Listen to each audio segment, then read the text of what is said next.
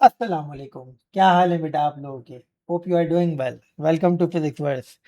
तो बेटा आज की क्लास हमारे पास IGCSE 0625 P22 October November 25 45 minutes का पेपर है। Make sure you mark all the answers in the answer sheet with the pencil which is not too dark too light. इतनी dark भी ना हो कि आप अपनी गलती मिटा नहीं सकें, इतिहास के पन्नों में रकम हो जाए, और इतनी लाइट भी ना हो कि एग्जामिनर यूं करके देखे कि बच्चे ने क्या मार्क किया है। एक साथ अगर आपने एक ही क्वेश्चन में दो आंसर्स को मार्क किया, ऑटोमेटिकली वो क्वेश्चन कैंसिल हो जाएगा। 40 एमसीक्यूज हैं, तमाम को आंसर करना है। 40 मार्क का पेपर है। मेक श्योर 16 पेजेस हो पेपर में, अगर कोई पेज मिस या मिस प्रिंटिंग है पहली फुर्सत में इन्विजिलेटर को आपने इन्फॉर्म करना है। चले बेटा, let's move to our class. चलो बेटा, तो पहला क्वेश्चन है हमारे पास, and by the way we are starting this paper at 3:52। पहला पेपर है हमारे पास, पहला क्वेश्चन है which quantities are both vectors. तो वेक्टर्स हमारे पास एक्सेलरेशन है, फोर्स है। चलो पहले ही आंसर मिल गया। एक्सेलरेशन है, प्रेशर नहीं है, डेंसिटी है, फोर्स डेंसिटी नहीं है, फोर्स है, डेंसिटी नहीं है, प्रेशर नहीं है, ये आंसर है। How deceleration of an object calculated from speed time graph. Speed time graph का ग्रेडियंट होता है डिसेलेरेशन, तो gradient of the graph. Space probe has a mass of 600 kg on a planet Mars. The acceleration of free fall on Mars is this. तो बेटा जो acceleration of free fall होती है वही हम वैल्यू हमारे पास ग्रेविटेशनल फील्ड स्ट्रेंथ की होती है प्लैनेट पे। ठीक है बेटा, what is the weight of the space probe on Mars? Mass तो सेम रहता है, तो W इक्वल टू mg, 600 इज द mass and gravitational field strength is this, तो ये 2400 आ जाएगा। ठीक है, तो 3 आंसर है, सॉरी सी आंसर है। आगे बढ़ते हैं। Students are asked to predict the order in which three liquids PQR will float on each other. They are told that liquid will not mix. तीन लिक्विड हैं बेटा हमारे पास, सही है। The diagram shows how the density of liquid P is determined. तो बेटा liquid P का मास हमारे पास क्या है बेटा? एम्प्टी मेजरिंग सिलेंडर में से फिल्ड मेजरिंग सिलेंडर का मास सब्ट्रैक्ट करो, यानी 69 माइनस 45, तो ये क्या बन जाएगा हमारे पास? 24 ग्राम। और वॉल्यूम क्या है बेटा लिक्विड पी का?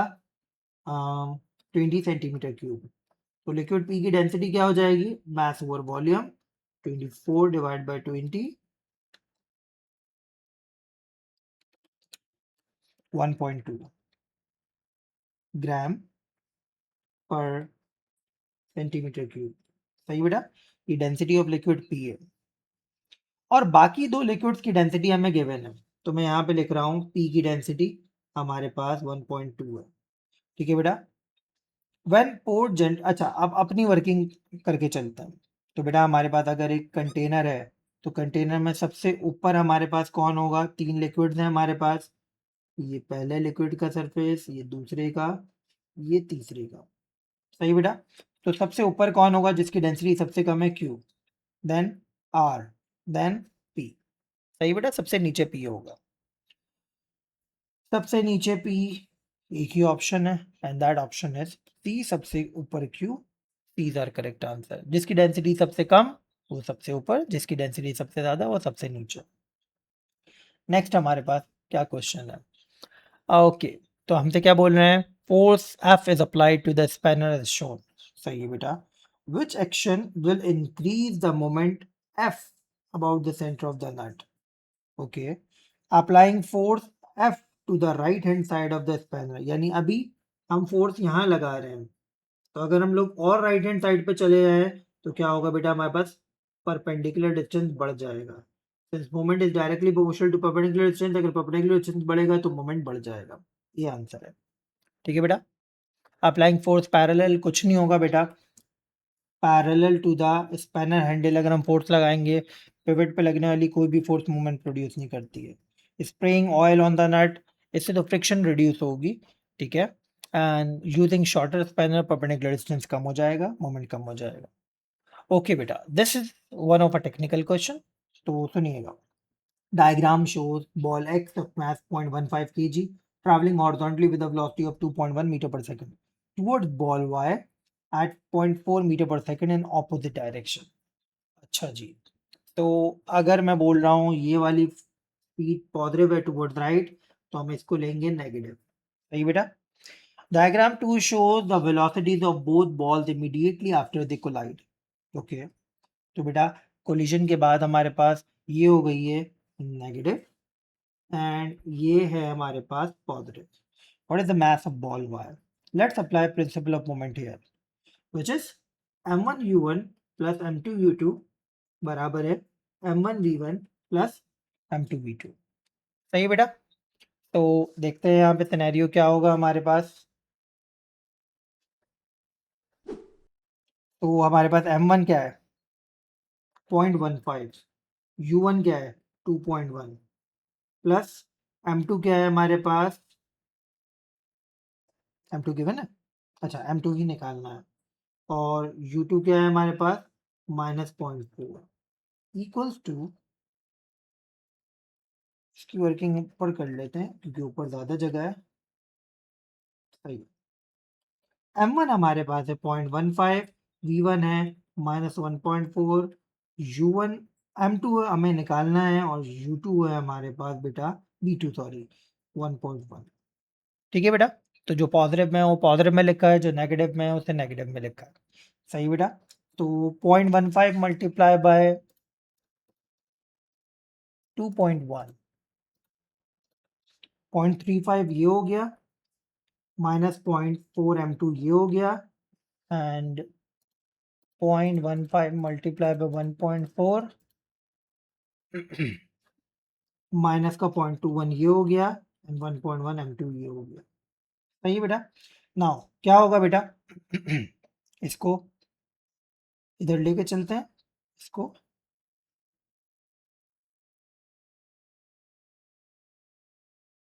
इधर लेके चलते हैं तो देखें क्या होगा 0.315 प्लस 0.21 1.1 m2 प्लस 0.4 m2। सही बेटा। तो ये हो जाएगा 1.5 m2 और ये हो जाएगा कितना 0.315 plus 0.21 0.525 0.525 divided by 1.5 equals to m2।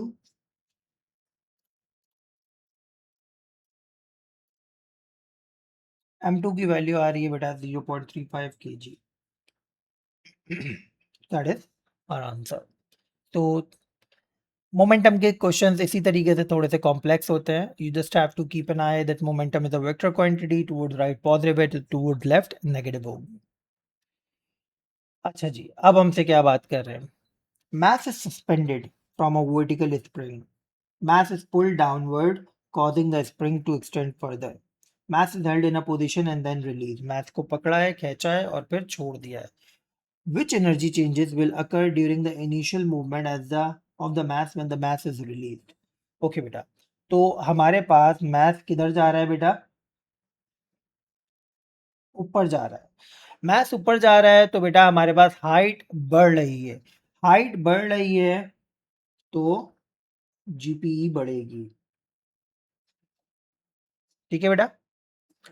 Now दूसरी चीज हमारे पास, पहले मैथ्स रुका हुआ था, मेरे हाथ में था, मैंने ड्रॉप किया है तो ऊपर इनिशियली मूव किया है तो बेटा उसकी रेस्ट के मुकाबले में काइनेटिक एनर्जी भी बढ़ी है। ठीक है बेटा। एंड फाइनली हमारे पास सिनेरियो क्या है बेटा, इलास्टिक पोटेंशियल एनर्जी के बारे में। तो इलास्टिक पोटेंशियल एनर्जी, पहले मैथ्स खिंचा हुआ था, पहले स्प्रिंग खिंचा हुआ था, अब स्प्रिंग डीकम्प्रेस हो रहा है, तो उसके अंदर जो एनर्जी स्टोर हुई भी है वही तो ग्रेविटेशनल पोटेंशियल एनर्जी और काइनेटिक एनर्जी में कन्वर्ट हो रही है।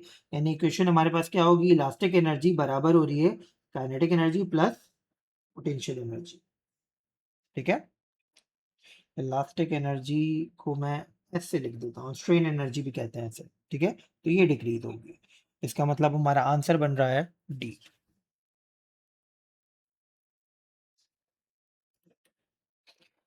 Which energy resource is kinetic energy?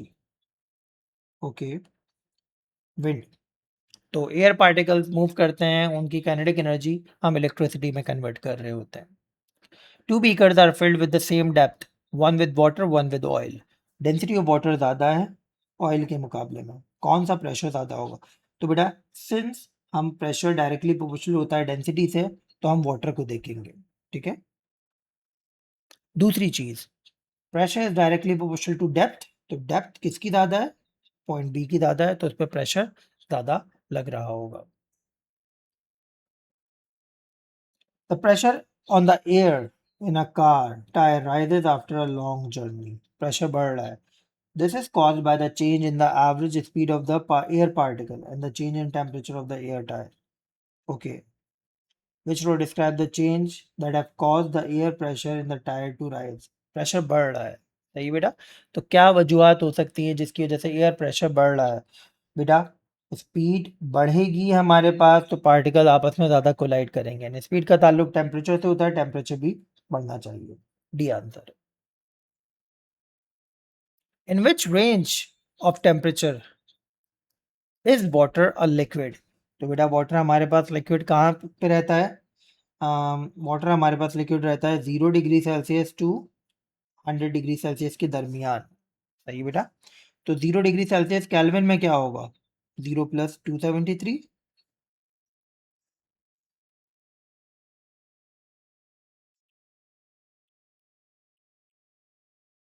और 100 + 273 373, यानी हमारे पास केल्विन में रेंज क्या आ गई? 273 केल्विन से 373 kelvin.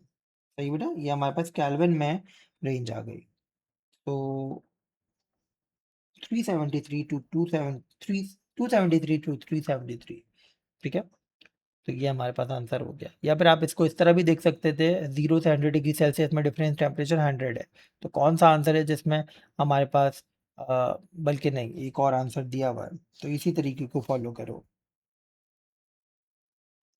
Diagram show the diagram represent the particle arrangement in 3 different substance PQR। सही है बेटा। तो P तो seems like a solid, Q seems like a liquid, and this seems like a gas. They have equal volume and have same temperature. They are heated. The temperature increase in each sample and no change state takes place. Okay. तीनों sample में temperature change हो रहा है लेकिन कोई state change नहीं हो रही। Which row shows the percentage increase in volume of these samples? बेटा गैस की सबसे ज़्यादा होगी, तो सैंपल आर गैस है, तो गैस सबसे ज़्यादा बढ़ रहा होगा। आई मीन इसकी वॉल्यूम ज़्यादा हो रही होगी, एक्सपेंड ज़्यादा हो रहा होगा। सॉलिड क्यू है, तो इसकी इंक्रीज इन वॉल्यूम सबसे कम होगी। यानी हमारे पास ये दो आंसर हो सकते हैं। ठीक है बेटा। इसके बाद हमारे पास सिनेरियो क्या है बेटा? सब्सटेंस, एक मिनट, सॉलिड सब्सटेंस क्यू है, तो फिर तो एक ही आंसर बनता है, सी। ठीक है बेटा, पी लिक्विड था। Cup contains 0.25 kg water at 60 degrees Celsius. Sometime later, water has cooled to 20 degrees Celsius. पहले 60 पे था, अब 20 पे है. How much energy has been transferred from water to surrounding? Specific capacity given है. तो बेटा E equals to mc delta theta. बेटा mass है हमारे पास 0.25, specific capacity है 4200 और difference in temperature क्या होगा? 60 - 20. 0.25 multiplied by 4200 multiplied by 40, 42000. B.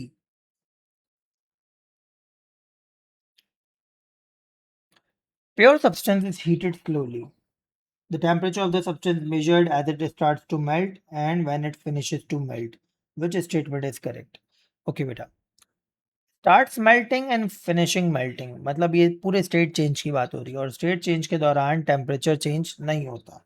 Temperature decreases slightly, नहीं बेटा। Temperature fluctuate, no. Temperature increase, no.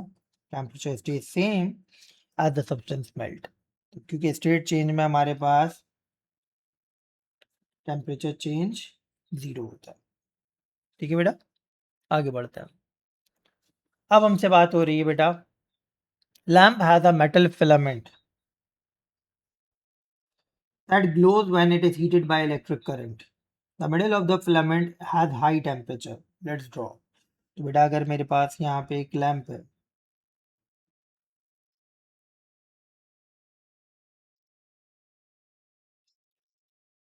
ठीक है, तो यहाँ पे मिडिल है, ये हॉट है, सही बेटा, and the ends of the filament are connected to the base of the lamp. तो एंड्स हमारे पास फिलामेंट के बेस ऑफ द लैंप से कनेक्टेड है, सही है बेटा।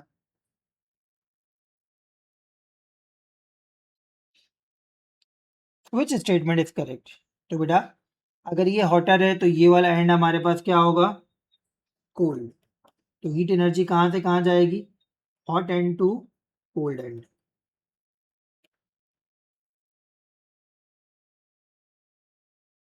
ठीक है।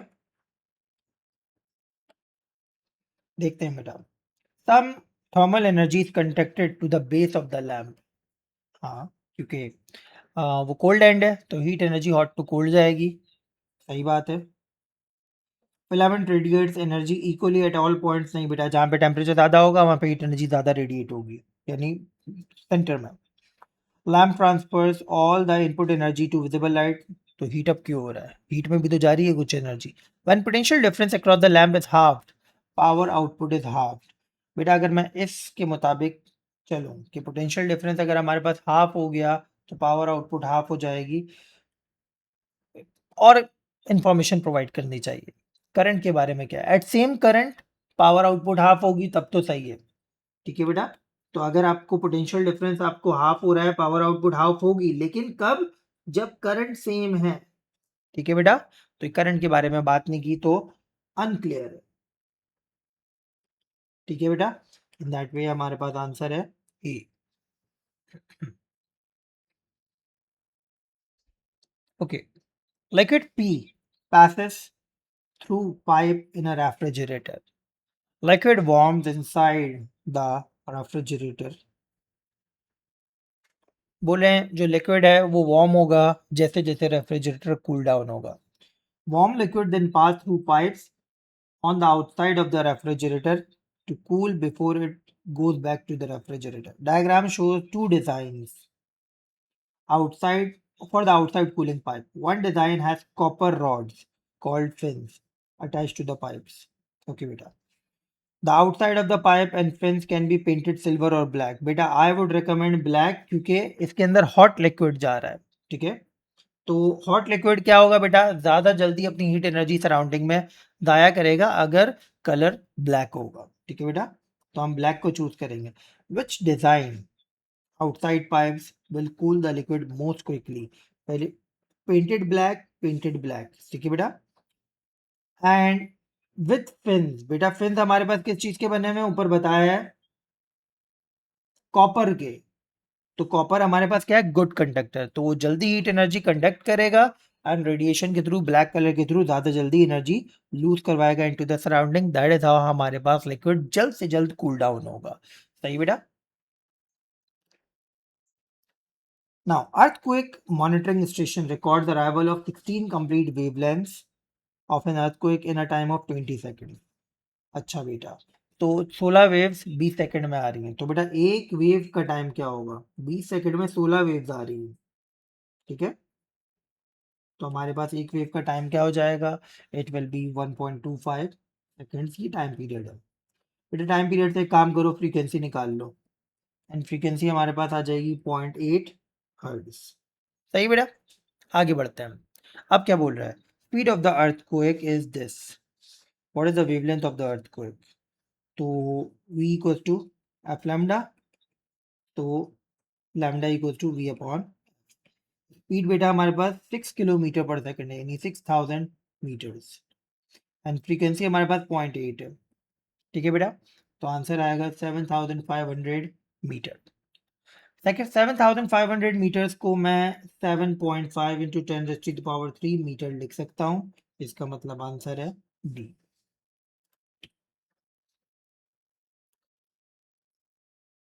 Which statement is correct? Seismic wave S longitudinal wave होती है, नहीं बेटा, ये तो ट्रांसवर्स वेव होती है। ठीक है, एस फॉर ट्रांसवर्स। ठीक है बेटा, sound is a longitudinal wave, सही बात है। Amplitude is always greater than the wavelength in a longitudinal wave, ये क्या बात हुई? Vibration at right angle to the direction of propagation, नहीं बेटा, पैरेलल होती है। B is correct. Okay, water droplet is falling towards horizontal plane mirror. Okay बेटा, तो जस्ट इमेजिन हमारे पास, वाटर ड्रॉपलेट को छोड़ो, तुम अपनी एग्जांपल लो। ठीक है, तुम प्लेन मिरर की तरफ जा रहे हो, सही है। Just imagine this thing in your mind. At one instant the droplet is at distance of 1.5 metre. तो ये मिरर है, ये आप हो, और ये आपकी इमेज है। तो जितना डिस्टेंस आपका मिरर से है, उतना ही डिस्टेंस इमेज का मिरर से होगा। ठीक है बेटा, ओके। फॉलिंग बोल रहे हैं तो इस पूरे के पूरे प्रोसेस को हम कर लेते हैं। ठीक है भाई, आगे क्या कह रहे हैं? With a speed of 2 metre per second. सही है बेटा, what is the distance between the droplet and its image, and what is the speed of the image at the moment? अच्छा बेटा, तो हमारे पास यहाँ पे सिनेरियो क्या होगा, क्या डिस्टेंस होगा, क्या स्पीड होगी, इसके बारे में हमने बात करनी है।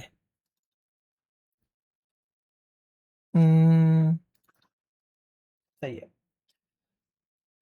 तो अब इसको इस तरीके से लेके चलते हैं हम लोग कि जैसा मैंने बताया, आप मिरर की तरफ आ रहे हैं, तो जितना डिस्टेंस आपका मिरर से, उतना ही डिस्टेंस मिरर का इमेज से है। ठीक है, अब मैं आपके मुताबिक, मैंने आपको मूव करवाया है, और अब मैं सिर्फ सिर्फ और सिर्फ ड्रॉपलेट बोल देता हूँ। ठीक है बेटा, तो ये हमारे पास एक ड्रॉपलेट आ रहा है। ठीक है बेटा, तो कितना डिस्टेंस होगा हमारे पास, क्या बोल रहे हैं, what is the distance between the drop and its image? तो टोटल डिस्टेंस हमारे पास कितना है बेटा?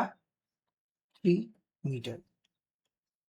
सही बेटा, एंड जितनी स्पीड से मैं मिरर के करीब जा रहा हूं, उतनी स्पीड से इमेज मिरर की तरफ आ रही है। What is the speed of the image at this moment? तो स्पीड जो 2 मीटर पर सेकेंड है, वही सेम रहेगी। ठीक है बेटा, तो ड्रॉपलेट की स्पीड वही रहेगी, जो इमेज ऑफ द ड्रॉपलेट की स्पीड वही रहेगी जो ड्रॉपलेट की स्पीड है। सही बेटा, तो ये हमारे पास आंसर हो गया। Total internal reflection occur when light reaches air glass boundary, under which condition the light totally internally reflected? Beta denser to less dense, an angle of incidence greater than critical angle हो, ये दो condition है TIR की। ठीक है, medium in which light travels towards the boundary, किस medium में होनी चाहिए लाइट? डेंसर मीडियम में, क्योंकि वो लेस डेंस मीडियम की तरफ जा रही है। An angle of incidence greater than critical angle होना चाहिए। तो हमारे पास आंसर बनता है सी। ठीक है बेटा, आगे बढ़ते हैं। Half of the paper has been done. Long-sighted person cannot see objects clearly that are short distance away because the image they see is blur. सही बेटा, क्या होता है लॉन्ग साइटेडनेस में? अगर ये आपकी आय है, तो लॉन्ग साइटेडनेस में हमारे पास रे ऑफ लाइट हमारे पास इस तरह आती हैं, और बियॉन्ड द रेटिना कन्वर्ज होती हैं। सही बेटा, तो पोजीशन हमारे पास कहाँ बन रही है बेटा? पोजीशन बिहाइंड द रेटिना बन रही है, यहाँ पर इमेज बन रही होती है इनकी। और इसकी करेक्शन के लिए हम क्या करते हैं बेटा? कन्वर्जिंग लेंस का इस्तेमाल करते हैं। ठीक है, what is the speed of infrared radiation in glass with a refractive index 1.5? अच्छा जी, तो N equal to C upon V होता है। ठीक है, तो वी होगा N O C over N. Speed of light in vacuum ये है, रिफ्रैक्टिव इंडेक्स 1.5 है, तो ये 1.5 हो जाएगा।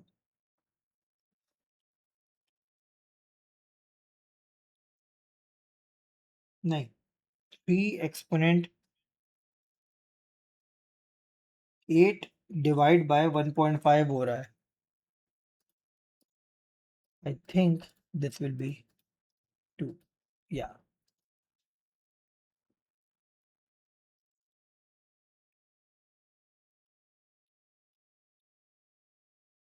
सही बेटा, तो ये आंसर हो गया हमारे पास। Sound travels through air as a series of compression and rarefaction. सही बेटा. Which statement correctly compares the compression and rarefaction? In compression, the wavelength is longer than rarefaction. बेटा हमारे पास दोनों में ही वेवलेंथ्स की वैल्यू बराबर होती है. ठीक है. जितना डिस्टेंस, जितना कंप्रेशन में वेवलेंथ होती है उतनी रेयरफेक्शन में होती है. इन compression the density of air is greater than rarefaction. Yes बेटा, कंप्रेशन में क्या होता है बेटा, पार्टिकल्स ऑफ एयर करीब करीब आ जाते हैं. तो वॉल्यूम हमारे पास क्या होती है, कम हो जाती है. Density equals to mass over volume. Volume अगर कम हो गई, डेंसिटी बढ़ गई. सही बेटा. तो in compression the density of air is greater. Yes. और बोल रहे हैं in compression density of air is lower in than rarefaction. That is wrong. सही बेटा. Which statement about the magnets is correct? क्या कह रहे हैं हमसे, permanent magnets are made of steel. सही बात है. Electromagnets are temporary magnet. सही बात है. Magnets can be use to induce magnetism in iron bar. ये बात भी सही है. तीनों सही है.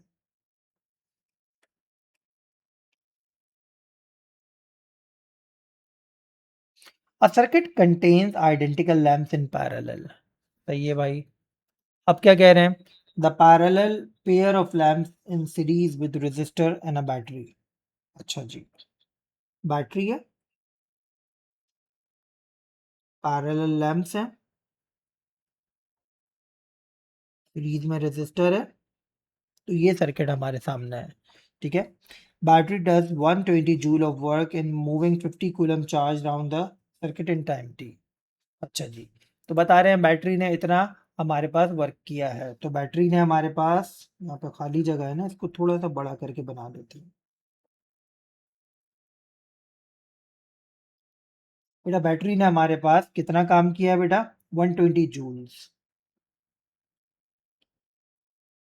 ठीक है. आगे क्या कह रहे हैं हमसे, each lamp is of 40 joules of work done that passes through a charge in time t. हर एक लैंप ने 40 जूल का काम किया है. तो 40 जूल यहाँ लगे, 40 जूल यहाँ लगे. इसका मतलब बेटा हमारे पास 120 में से 80 जूल तो parallel combination of the lamps ने ही कंज्यूम कर लिया. तो बचा कितना हमारे पास, 40 जूल. सही है. क्योंकि 80 जूल हमारे पास लैंप ने लैंप के कॉम्बिनेशन ने कंज्यूम कर लिया. तो 40 जूल हमारे पास रेजिस्टर ने कंज्यूम किया है. ठीक है. क्या बोल रहे हैं, EMF of the battery is E and the potential difference across lamp is V. Okay. Lamp के अक्रॉस पोटेंशियल डिफरेंस बता रहे हैं V है और EMF है E. ठीक है. Which statement about E and V is correct. क्या स्टेटमेंट हमारे पास E और V के बारे में करेक्ट होगा, देख लेते हैं बेटा. पहले EMF कैलकुलेट करो. E equals to W upon Q. W हमारे पास कितना है बेटा, W हमारे पास 120 EMF के लिए. ठीक है. और चार्ज क्या है, 50. तो 20 डिवाइड बाय 50 हमारे पास 120 डिवाइड बाय 50, 2.4. सही बेटा. तो EMF इज 2.4 वोल्ट. सही जवाब है. ए और बी में से कोई एक आंसर है. अब क्या बोल रहे हैं बेटा, potential difference across one lamp. One lamp के अक्रॉस पोटेंशियल डिफरेंस हमारे पास क्या होगा, ये देख लेते हैं बेटा. तो अब ज़रा नोट करो यहाँ पर, टोटल यहाँ पर क्या रेशियो हमारे पास बिल्डअप हो रहा है. देखो बेटा, 80 जूल्स और 40 जूल्स में 2:1 का रेशियो है. अब आप बोल रहे होगे सर हमें वोल्टेज के रेशियो तो आते हैं, एनर्जी के रेशियो क्या में क्या होगा. तो बेटा ई होता है हमारे पास, या हमारे पास ईएमएफ होता है work done per unit charge. तो आप देख सकते हो these two are directly proportional, यानी ईएमएफ और वर्क डायरेक्टली प्रोपोर्शनल है. ठीक है बेटा. तो हम ईएमएफ या वोल्टेज के रेशियोज को जानते हैं, तो वर्क के रेशियो दोनों डायरेक्टली प्रोपोर्शनल होंगे. सही बेटा. तो 2:1 का रेशियो आ रहा है हमारे पास. यानी अगर EMF 2.4 जूल्स है तो ज़्यादा प्रोपोर्शन हमारे पास अपेयर होगा बल्ब के पैरेलल कॉम्बिनेशन पे, कम अपेयर होगा 40 जो रेजिस्टर है हमारे पास उसके ऊपर. अगर स्पेसिफिकली बताऊं तो 2:1 के हिसाब से अगर मैं 2.4 को 3 हिस्सों में डिवाइड करूं तो एक हिस्सा आएगा 0.8 का, यानी हमारे पास 1.6 वोल्ट इधर अपेयर होगा, 0.8 वोल्ट इधर अपेयर होगा। ठीक है बेटा, तो एज आई टोल्ड यू हम लोग लैंप पे बड़ा वोल्टेज दिखाएंगे, तो ये आ रहा है बी। ठीक है बेटा, that is how we are done with this question. और मैंने आपको कैलकुलेशन की पॉइंट ऑफ व्यू से भी दिखा दिया हाउ इट्स 1.6 वोल्ट 2:1 का रेशियो आ रहा है। ठीक है बेटा, मूव अहेड। अब बेटा हमारे पास और मजीद डिस्कशन चल रहा है रिगार्डिंग इलेक्ट्रिसिटी सेक्शन। देखते हैं बेटा, two wires X and Y made from the same metal and have same resistance. Same metal है, same resistance है, सही बेटा। Which row identifies possible pair of X and Y? Okay, possible pair of X and Y, सही बेटा। तो एक काम करते हैं, यहाँ पे लेंथ और डायमीटर की बात हुई हुई है ना, जरा देखते हैं क्या वर्किंग चलेगी। Resistance is directly proportional to length, inversely proportional to area. We know that area हमारे पास होता है पाई आर स्क्वायर। पाई को ऐसे ही रखो, आर की जगह डी अपॉन 2 कर दो, तो एरिया हो जाएगा हमारे पास पाई डी स्क्वायर बाय 4। सही बेटा, ये हमारे पास बैकग्राउंड नॉलेज मौजूद है। सही है, आगे देखते हैं। तो एरिया रेजिस्टेंस हो जाएगा L upon pi D square by 4। बेटा पाई और 4 नंबर है, साइड में करो, एल प्रोपोर्शनल है एल ओवर डी स्क्वायर। बेटा मुझे ये रिलेशनशिप चाहिए।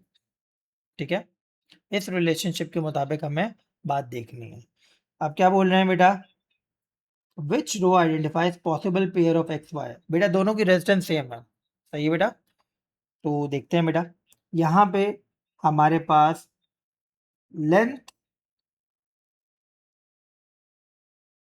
कितनी बढ़ गई, यहाँ पे लेंथ हमारे पास 4 गुना बढ़ गई।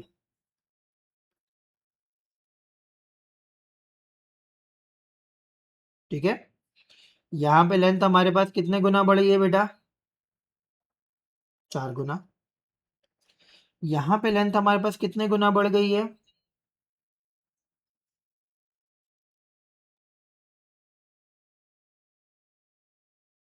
4 गुना। मतलब लेंथ तो सब में ही 4 गुना बढ़ रही है। अच्छा, तो एक काम करते हैं, लेंथ 4 टाइम्स बढ़ रही है, तो हमने बोला सिंस लेंथ increases 4 टाइम्स, तो बेटा डायमीटर स्क्वायर का फैक्टर है, तो डायमीटर का ओवरऑल फैक्टर भी 4 आना चाहिए। इसका मतलब तो डायमीटर इंक्रीजेस बाय 2। ठीक है बेटा, डायमीटर को डबल होना चाहिए, क्योंकि डबल का स्क्वायर हमारे पास क्या होगा बेटा, वही 4 आ जाएगा। सही है, तो हमारे पास लेंथ भी 4 गुना बढ़ गई है, डायमीटर का इफेक्ट भी 4 गुना आ रहा है, कैंसिल आउट हो जाएगा, तो हम बोलेंगे जितनी रेजिस्टेंस पहले थी वायर एक्स की उतनी वायर वाई की आ रही है। सही है बेटा, for equal resistance of X and Y. सही बेटा, तो डायमीटर देखो डबल कहाँ पर हो रहा है, डायमीटर हमारे पास यहाँ पर तो डिवाइड बाय 4 हो गया, नहीं, यहाँ पे हमारे पास डायमीटर क्या हो रहा है बेटा, डिवाइड बाय 2 हो गया, नहीं, यहाँ पर डायमीटर हमारे पास हो रहा है डबल। ठीक है बेटा, ये सही बात है। और यहाँ पे डायमीटर क्या हो रहा है बेटा, हमारे पास 4 गुना, ये गलत बात है। तो आंसर है हमारे पास सी। तो एक मरतबा फिर सुन लो, मैंने सबसे पहले देखा डायमीटर का क्या फैक्टर है, resistance is inversely proportional to square of diameter. तो लेंथ 4 गुना बढ़ने से रेजिस्टेंस 4 गुना हो गई थी। अब हमें रेजिस्टेंस दोनों वायर्स की सेम चाहिए, तो हमें डायमीटर को डबल करना होगा, ताकि डबल का स्क्वायर 4 टाइम्स हो जाए। लेंथ 4 टाइम बढ़ रही है, डायमीटर का इफेक्ट भी 4 टाइम आ रहा है, कैंसिल आउट हो जाएगा। सही बेटा, दैट्स हाउ। अब ये देखो टेक्निकल क्वेश्चन था। Now diagram show the LDR. ठीक है, विच सर्किट कंटेन्स एलडीआर। एलडीआर हमारे पास बेटा मौजूद है डी में। ठीक है बेटा, teacher ask the student to write down the equation that determine the combined resistance of R C of R Y R D. बेटा ये पैरेलल कॉम्बिनेशन है, और पैरेलल कॉम्बिनेशन में मैंने आपको बताया है क्या होता है, 1/RC बराबर होगा 1/r/y प्लस 1/r/z। ये बेसिक इक्वेशन है, ठीक है। ये बात इन्होंने गलत कर दी, ये चीज यहाँ पे 1/r होना चाहिए था, ये गलत कर दिया। सिर्फ और सिर्फ स्टेटमेंट 1 सही है।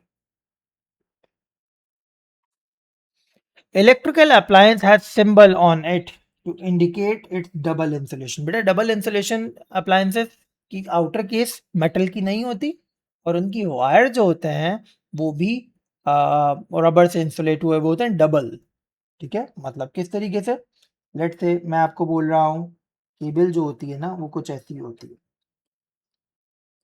ये हमारे पास कॉपर है, ठीक है, ये भी कॉपर है। तो बेटा कॉपर के ऊपर हमारे पास एक इंसुलेशन दोनों वायर्स की ये होती है, और बेटा हमारे पास ये जो पूरा वायर है ये भी एक और इंसुलेशन में होता है, ठीक है बेटा। तो एक हमारे पास वायर, दो both wires has their individual rubber insulation, और उन दोनों वायर्स को इनक्लोज किया हुआ होता है एक और रबर की इंसुलेशन में, ठीक है बेटा। Now a two core flexible cable with no earth wire is used to connect to the main supply। बिल्कुल ठीक बात है। जैसा मैंने बोला हमारे पास मेटल केस में नहीं लगती डबल इंसुलेशन वाला सिनेरियो, तो अर्थ वायर की ज़रूरत नहीं है। और टू कोर मतलब ये वाला सिनेरियो, दो रबर की इंसुलेशन होती हैं, तो हमारे पास ये आंसर बन रहा है। इट नीड अर्थ वायर नहीं, नो फ्यूज नहीं बेटा, फ्यूज तो चाहिए होगा ना, फ्यूज तो अप्लायंस को बचाता है large amount of current. Should be connected to the live wire and earth connectors and the plug not, but not the neutral. नहीं बेटा न्यूट्रल के बगैर सर्किट काम कैसे करेगा। ओके अब बेटा देखें क्या हो रहा है हमारे पास। Length of the wire move across the space between the poles of a magnet। Voltmeter measure the EMF generated between the two ends of the wire, which gives the highest voltmeter reading। बेटा हमारे पास एक north pole है, एक south pole है, इसके दरमियान एक wire जा रहा है, सही बेटा। बोल रहे हैं कौन से सिनेरियो में हमें सबसे ज़्यादा वोल्टमीटर रीडिंग बिल्डअप होगी। Speed of the wire fast होनी चाहिए ताकि more change in flux occurs, and magnet की स्ट्रेंथ स्ट्रांग होनी चाहिए, बी।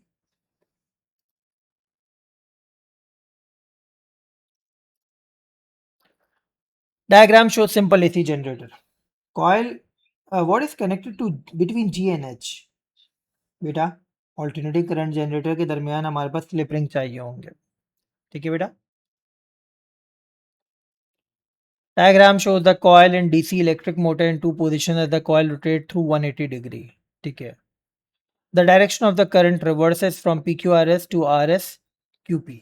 PQRS क्या है बेटा हमारे पास, PQRS हमारे पास ये है, एंड दूसरा हमारे पास क्या है, SRQP, SRQP ये है, ठीक है बेटा।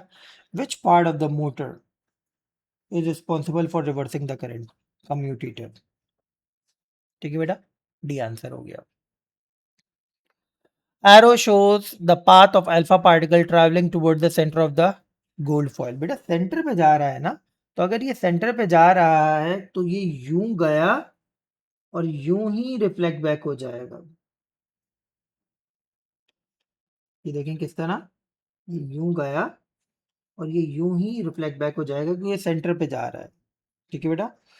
Which description of the particle of alpha after striking the gold nucleus. बस स्ट्राइक नहीं कर पाता है, रिपल्जन की वजह से होता है, लेकिन बाउंस बैक कर जाएगा। Alpha particle deflected through very small angle, no. Deflected back along its original path, yes। Alpha particle carries on straight line, आर पार थोड़ी होगा गोल्ड न्यूक्लियस से। Alpha particle captured by the nucleus, no. A teacher write the nuclide notation, what is the missing x। तो बेटा देखो total nucleon number क्या है 5, यहाँ पर भी 5 होना चाहिए था, क्या मिसिंग है 3, तो x की वैल्यू है 3, ठीक है बेटा। और q कौन है बेटा, हीलियम, ठीक है बेटा। Radon gas is a source of radiation that contributes background radiation। What does not contribute to background radiation? Electromagnetic radiation करती हैं बेटा, ठीक है। इसके अलावा हमारे पास फूड एंड ड्रिंक्स भी, जिसमें प्रिजर्वेटिव्स होते हैं, रॉक्स, रेडॉन गैस एमिट करते हैं, graphite rocks, granite rocks. Seismic wave तो साउंड वेव है, उसका कोई ताल्लुक नहीं है रेडिएशन से। बेटा क्या बोल रहे हैं, two beam of radiation P and S are enter in electric field, which type of radiation, P and S. बेटा देखो स्मॉल डिफ्लेक्शन बता रहा है, ये कौन है, beta, and bigger deflection towards negative plate बता रहा है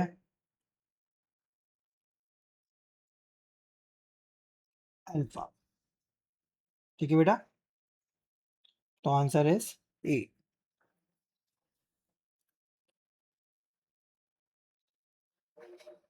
Which change take place in the nucleus when it decays by beta positron emission? Beta emission, sorry. तो बेटा हमारे पास मैंने क्या बताया था, एक न्यूट्रॉन ब्रेक कर लेता है अपने आप को किसमें बेटा, प्रोटॉन में एंड बीटा इलेक्ट्रॉन में। सही बेटा, तो न्यूट्रॉन अपने आप को ब्रेक करेगा प्रोटॉन में इलेक्ट्रॉन में, बी करेक्ट आंसर है। Space probe measured the gravitational field at 4 different distances from a planet. The point furthest away from the planet measured first, and the point nearest the planet measured last. Okay, तो क्या बोल रहे हैं बेटा, वो point जो farthest, जैसे फर्ज करो ये हमारे पास प्लैनेट है, ठीक है बेटा, और यहाँ पे मैं 4 पॉइंट मार्क कर रहा हूँ, 1 2 3 4। सही बेटा, the point farthest from the planet measured first, ये सबसे पहले हमने मेजर किया है, and the planet point nearest the planet measured last, ये हमने सबसे लास्ट में मेजर किया है। सही बेटा, which order were the measurements taken. तो बेटा हमारे पास ग्रेविटेशनल फील्ड स्ट्रेंथ सबसे ज्यादा होगी कहाँ पर, near the surface of the planet, यानी 4 लास्ट वैल्यू सबसे बड़ी होगी। ठीक है बेटा, तो लास्ट वैल्यू हमारे पास सबसे बड़ी होनी चाहिए, देन हमारे पास पहली वैल्यू सबसे छोटी होनी चाहिए, तो पहली वैल्यू हमारे पास सबसे छोटी है ये, देन डिक्रीज हो रही है ये। सही है, 6.3 से 10, 10 से 14, 14 से 20। सही है।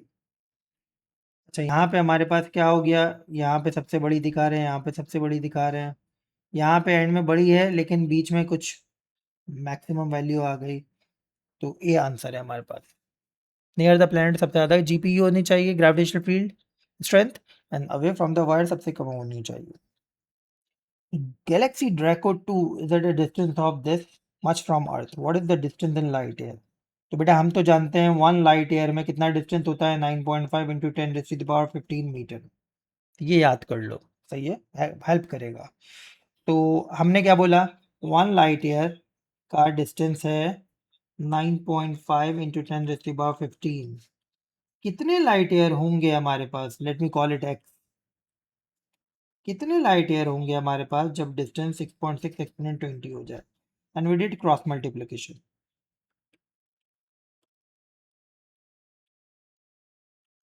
क्या वैल्यू आ रही है बेटा हमारे पास, यहाँ पे वैल्यू आ रही है 6.94 into 10⁻4 light year, 6.9 exponent 4 B answer.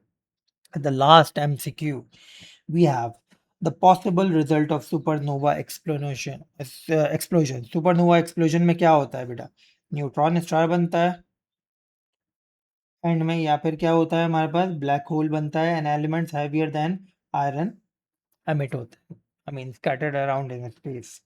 Neutron star सही है, giant red giants no, white dot no, ये आंसर है।